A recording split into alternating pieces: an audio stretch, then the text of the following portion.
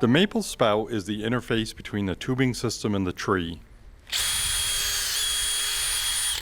Getting the proper seal by using good tapping technique is critical to achieve good sap yields and maintain a vacuum and leak-free system. There are several types of leaks that can affect the yield of sap from maple trees. One type of leak is a wet spot around or below the taphole. This type of leak is most common if the sap runs during or following tapping and is easiest to see on a younger, smooth-barked tree. This is not a leak, but a normal wound response in the tree. The sap is weeping from the surface of the wound where the spout contacts the tree. The sap can't make it into the spout, so it flows on the outside, making a wet spot. If left alone, the issue will resolve itself in a few days. If the wet spot remains, the spout should be reassessed.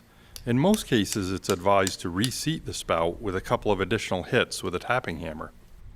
Other leaks at the tree can sometimes be detected by looking at the spout itself. Producers should recognize that trees produce both liquid and gases during the sap flow period. Air bubbles alone do not mean there is a problem. Sap coming out of a taphole is accompanied by tiny bubbles.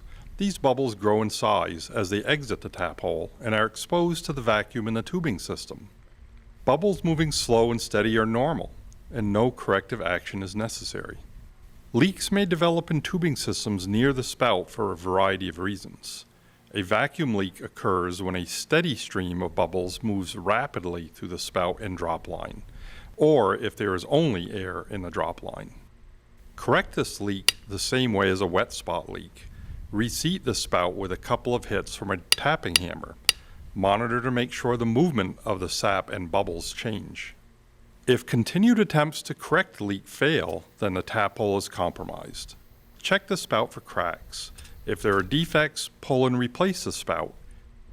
If this fails to correct the leak, drill a new taphole. Recognizing and fixing different types of leaks is a skill that improves with experience.